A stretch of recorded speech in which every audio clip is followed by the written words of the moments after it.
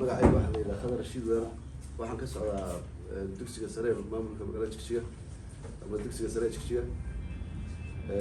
waxaan ahay maamulaha dugsiga aqoontaydu waa degree EDBM waxaan maanta isugu nimid baan u malaynayaa waxa weeyaan waa qiimeyntiisa dugsiyeedka 2014 warbixin baan soo diyaarinay marka iskuulka wixii sanadkan uu qabtay wixii uu qabsoomay iyo waxa uu qabsoomay waxyaabaha ugu muhiimsan maana soo wada qorin midda kale daraad yaa noo sheegay si waxay noogu ahayd maaragtay kadis oo maanan aada si in badan maana soo diyaarin shorti maan kasoo dhigna waan soo koobnay marka sida xaggan idinka muuqata waa dugsiga sare Jigjiga dugsigan waxaa la aasaasay 1954 waa dugsi qadiimi oo aada u weyn dhammaantiin wada garanaysiin baan u malayn inta badan ardayda dadka waxbartay ee kilka joogaan dugsiga ka baxeen waa dugsiga intooda badan 8%.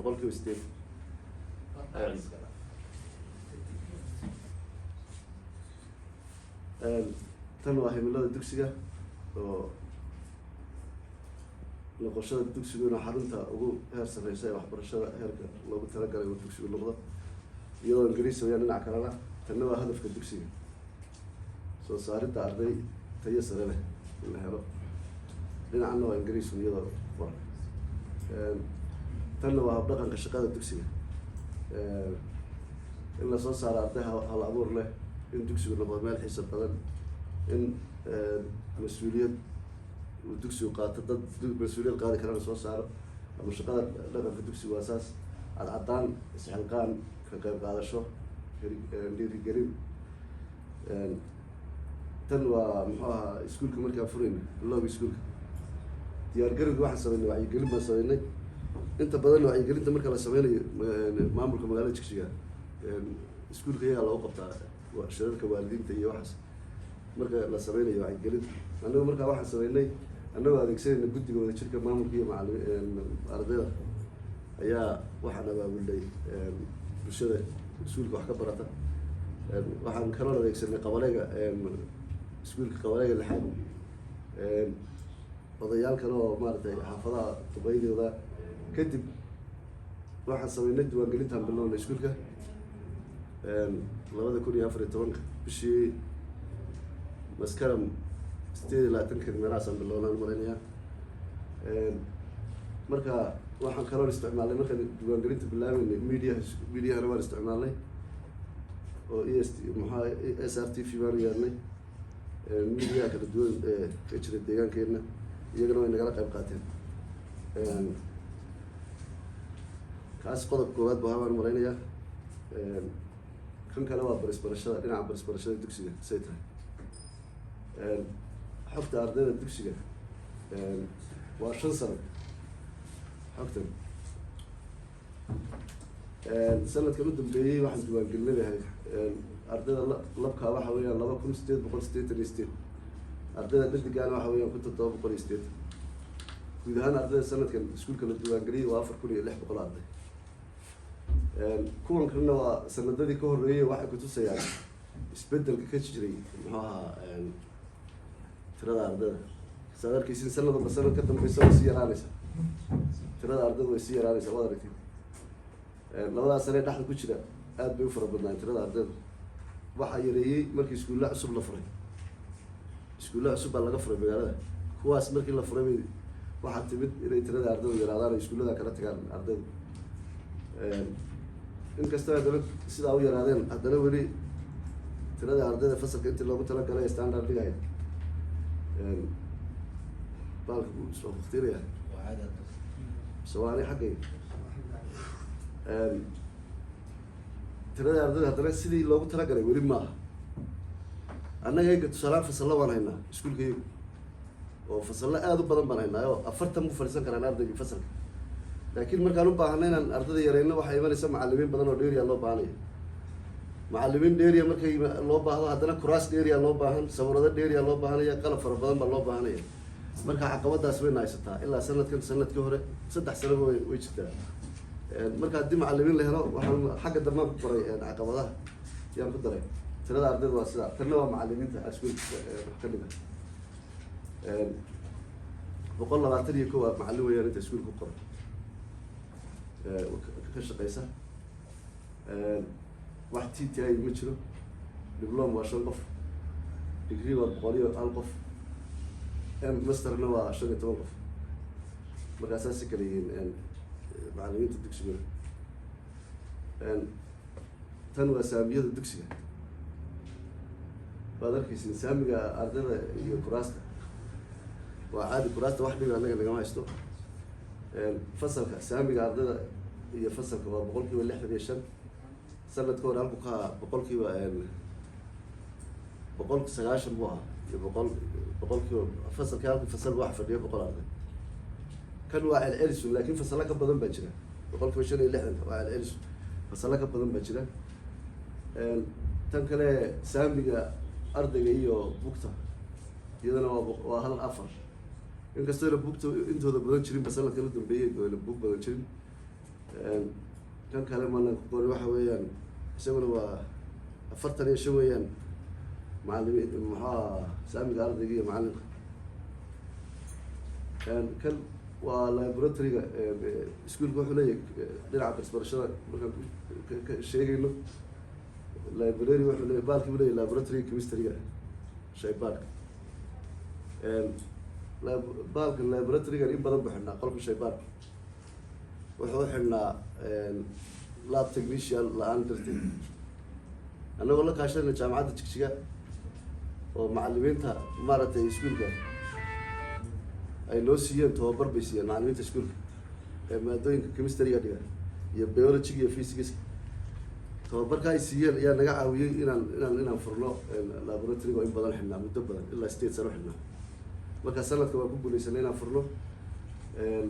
sidii loogu talagalayna wuu shaqeynayaa waxyaabaha warningiga ah ee maaragtay loogu talagalay ardayda inay iska ilaaliyaan baa inta badan dhibaatooyinka naga soo gaadhaano ardaydu ayna ka taxadarin mararka qaarkood laakiin sanadka waa ku guuleysanay kaa waan furnay kan kale waxa weeyaan isaguna waa laboratoryga biologyga weeyaan isaguna uu shaqeeyaa waa functional sanadka isaguna inkastoona qalabka loogu talagalay qeyb ka maqan tahay haddana uu shaqeeyaa wax yar baa ka dhiman midda kale isaguna lab technician isaguna ma laha laakiin macallimiintii way loola joogaa macallinkii loo soo tababaray sanadka bilaabay shaqada isaguna shaqada uu bilaabay kan waa ICT roomka yuu leeyahay iskuulku dhinaca barashada ardaydu aad bay u xiiseeyaan muxuu ahaa markaad eegto dhinaca ICT-ga iyo xiisada kale caadiga loogu jiro xiisada ICT-ga gaadhay marka la yidhaha gebi ardaydu way wada xiiseynayaan maadaama iyaga caalamku kusii socdo muxuu ahaa dhinacan technology-ga saad arkaysiin halkan wasiirka dhex taagan meeshan way naga xilnayd 3 bilood meena shaqeyn iyada laftigeedu sanadkan bilowgiisa iskuuladii kale ee iskuulkan projectiga loo wada sameeyay iskuul uu ka shaqeeyaa ma jiray kaya kaliya iyo jira wax shaqeeya sababu shaqeeyana loo kililkii baan u dhownaay markasta waxaan u baahnaan weydiinayna technician wasiirku intuu u sheegay ICT agaasinka haysta ayaa Addis Ababa loo dalbay Addis Ababa ka yimid sidii baan loogu furay eega uu shaqeeyaa isaguna Maxamed baalka aan dib badan aday adiga ani ma ahay waa laba daqiiqo ku xiran oo maanta taabtaa markas hata jiskiisa soo taabo xaggan waa waxbarashada gabdhaha oo wacyigelin ka siinayna dhinaca waxbarashada inay xoojiyaan ay ku dadaalaan maalmaha sabtida iyo axadda waxaa jiray sanadkan iyo sanadkii horeba waaxda siibka heerka nin ee waxbarashada ayaa naga caawisay inay gabdhaha sabtida iyo axadda waxbartaan marka maalmaha sabtida iyo axadda inay waxbarashadooda xoojiyaan baan ku wacyigelinayna maadaama gabdhuhu qabtaan waxbarasho dheeriya ay shaqo dheeriya ka qabtaan xaafadaha tanna waa saas oo wacyigelina joogto oo siina gabdhaha waxbarashada dheeriga dhinacan waa dhinaca macallimiinta waxyaabihii ka qabsoomay ee maaragtay muhiimka waxaan xoogga saarnay hirgelinta horumarinta joogteynta xirfadda barayaasha CBD baa la yidhaha barnaamijka CBD-ga la yidhaha horta aqoon la-aan baa ka jirta, tababarna waa loo baahan yahay in la siiyo maamulka laftigiisa iyo macalimiintaba. in badanna waa sheegnay, anu ma garanaya de inay waaxid TDB-ga qusaysiyan kale kolley iyaga qusaysaa. xirfad saas oo aqoon saasa looma laha barnaamijkan. Midda kale barnaamijkan waxaad moodaa inuu istaagayba. saasay tahay haddana annaga macalimiin waxaa jirta khibrad u leh oo kasoo shaqeyn jiray. bahjadkana iskuol garantigana waan u qabanay 36 kun baan u qabanay sanadkan iyo sanadka horeba lacag baan u qabanay. taasaa markaa keentay in la yar dhaqaajiyo ay macalimiintu barnaamijka CBB-ga ay hirgeliyaan joogteynta xirfadda macalimiinta.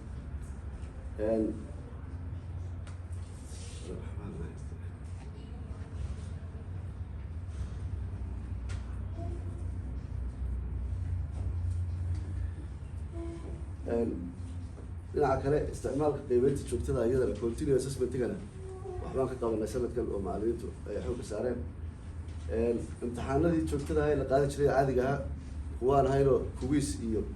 xilliyaan iyo ardadeena iyagoo filan imtixaano laga qaado ayaan bilownay. taasaa markaa keentay inay maaragtay natiijo fiican keento. waxay siiyeen taageero dheeraada ardayda ku liidata waxbarashada. ardayda ku liidata waxbarashada markaa maalmaha fasax oo kale iyadoon ahayn tiib waxbarashada gabdhaha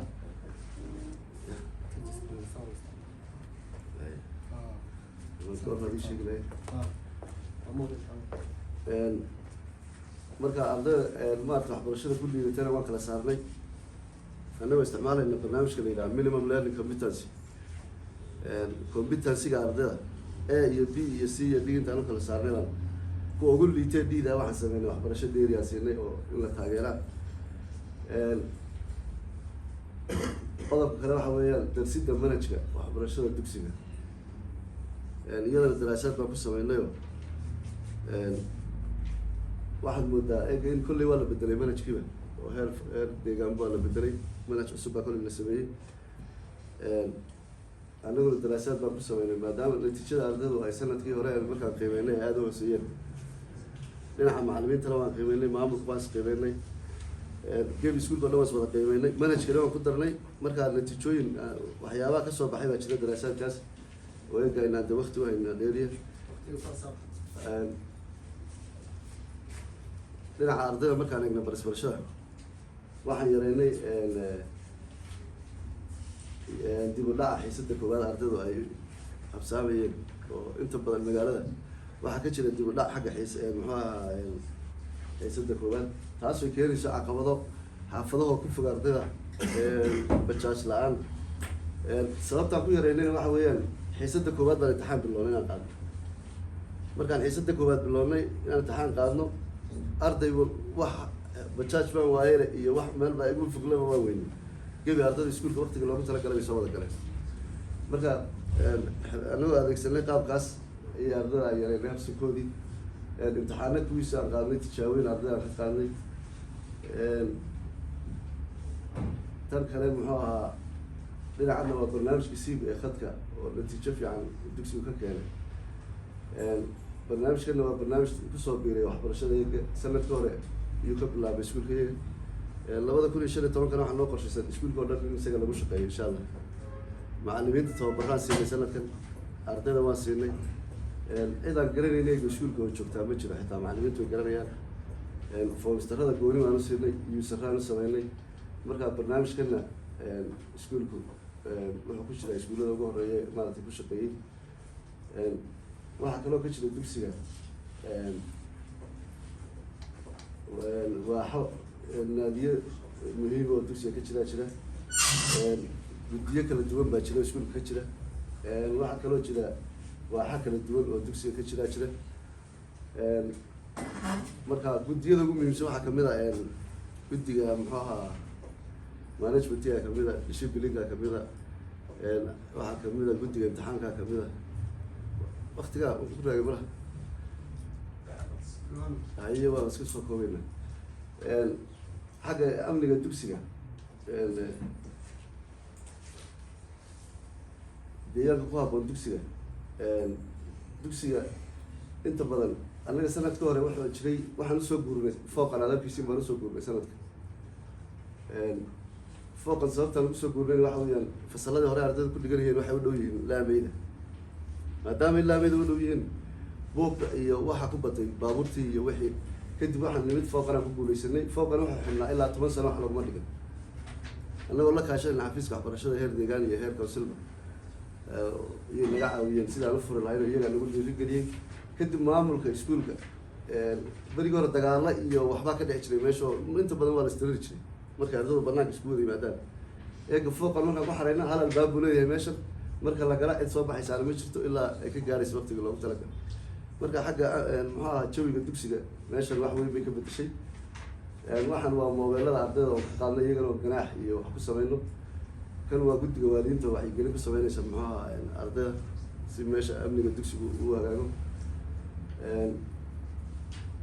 kan waa iskuul garantigii aan sanadki aan qaadanay dhinaca waa hogaaminta dugsiga ka qaybgelinta go-aanada dugsiga dhammaan bahwadaagta dugsiga ee kala duwan shirarkaan qabanayno tusaalahaan go-aano markaan gaarayna ama wax qabanayno inta badan waxaan la tashanaa macalimiinta dugsiga iyo waxaa kala duwan may dhamaatay xagga waxaan tegi dhibaatooyinkaan tegi caqabadaha dugsiga ka jira waxaa kamid a biyo la-aan deyrka dugsiga oo dubay dhismayaasha dugsiga inay in badan oo raagay intooda badan waa dhismayaal raagay weyaan oo una baahan dayactir ballaaran oo iskuul garanti ma noqonayso muxuu ahaa dayactir ma noqonayso marka annaga waxaan eega noo qasaysan inaan annagoo ka qayb gelinayno bulshada dugsiga maadaama dad badan wax kusoo barteen haddii maaragtay dadkaa la abaabulo waxaan filayaa inay wax weyn ka bedeli doonto iskuul qaar fasala cusub dhisaya la helay marayn iyadana xafiiska waxbarashada waxaa qabtaan leenahay aanaan lahayn keliya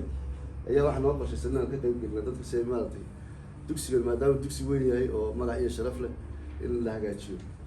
si loo yareeyo tirada ardayda ee fasalka in la helo macalimiin dheeriya kuraas dheeriya iyo qalabka waxbarashada kale loo baahnaa baahiyii dugsiguna waa ka waad mahadsantiin waqtigaa lagu yaro